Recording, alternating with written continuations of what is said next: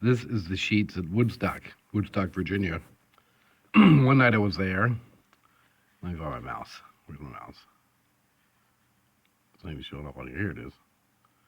And I was parked here. Is that a parking space? 1, 2, 3. No, I was parked here. And there were 2 white girls parked here, about 19, 17, I don't know. And way over on this side of the parking lot was a pickup truck with some young white males in it, not doing anything. It's like midnight. And right here pulls in a late model, expensive 2-door sedan with a black male in it with New York plates. Well dressed, gets out, walks this way, turns to the right, looks at the 2 girls, smiles, nods his head as if tipping a hat, kind of, and then goes in the store.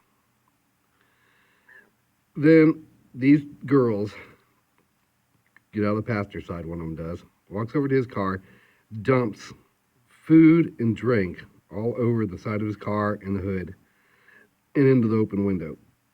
Runs over, gets in her car, and the 2 of them back up and take off. They then drive over to the pickup truck with the boys and sit there. I get out of my vehicle and stand next to it and wait for this guy to come outside. While I'm there, I can hear the 2 girls talking, and at some point I go, "Fucking nigger." That's what I hear from over there, the girls singing to the boys. The boys, meanwhile, have started their truck and it's idling. Then the black male comes out, just walking, and all of a sudden he notices shit dropped all over his car. He walks down the side, looks at it, looks around, walks over here to the driver's side, opens the door, kind of stares around, looks like he's going to get in, and then I get out of my vehicle. I go, "Hey," I said, "I saw what happened. I saw all of this." I said, "You go back inside that store and you tell that manager to call 911 and get the police out here." And I said, "Go do it. And if he doesn't, you come out and let me know." I said, "There's videotape all over this place. There's cameras right here and here. They have all this recorded. You go in there and call the cops." So he sits there for a second. He goes, "Okay," and he walks back inside. I was kind of surprised he did. So then I get out and I go sit over here with a cup of coffee and a pack of cigarettes, and I just wait. And here comes the cops.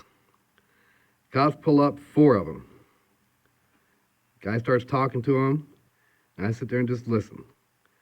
First thing the cops do, they start running a 2829 on him and his car. Got to find out if he's wanted for something. Now, I've called the cops a lot, and at some point they might want my ID, and they might, but you know what? The very first thing they do is not run my 2829. They might do it at some point, but the very first thing they do is start wanting to know what's going on. They didn't get very far into him complaining about what happened, and then wanting to do a 2829 on this black man and find out who he is. So I'm sitting here, okay. So this goes on for a couple of minutes, and it's pretty obvious this guy's not getting treated like I would have been treated had this happened to me. It's obvious. So I get up and I go, "Hey," and they turn around and I go, "I watched all of this.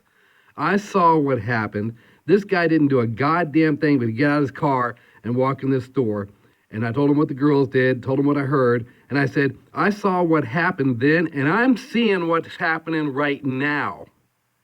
I think we all know why this happened to this guy and why this is happening to this guy now. And I suggest we get over it and move forward on this and do what needs to be done." At which point, out of the 4 cops, 3 of them are older, Woodstock town cops. One of them was really young. And he's the one that turned to me and was, "Hey, what are those girls driving?" Something like that. And I told him, he says, "I know who you're talking about, and I know where they are." And then all of a sudden, everything changes. All of a sudden, this guy's a victim now, and this cop's going to go over to Walmart because he thinks that's where those 2 girls ran off to. Okay, so this was like just a couple years ago, maybe 3 years ago. I have another story, too, I can tell you about. It happened right after the incident in Edinburgh where a black man called the police because he was holding a gun on a family of inbreds that were attacking him, and the cops arrested the black man. And then the sheriff had to apologize like the next day. Because then there was another incident right after that at that hotel that's right down the road from here. And I sat there and observed that one and saw the same shit happening again. Black man, white woman, they pull in. White woman's all animated. she's obviously a potential threat to the cops because she's just running around, jumping in and out of the car and stuff while they're having some kind of domestic. But they surround the black man who's wearing shorts, no shirt, obviously no weapon, leaned up against the car, has been calm and reserved the entire time before they got there and while they're there. But the 4 cops surround him and let her just run around and act nutty. Okay, so get over it. We all know what's going on.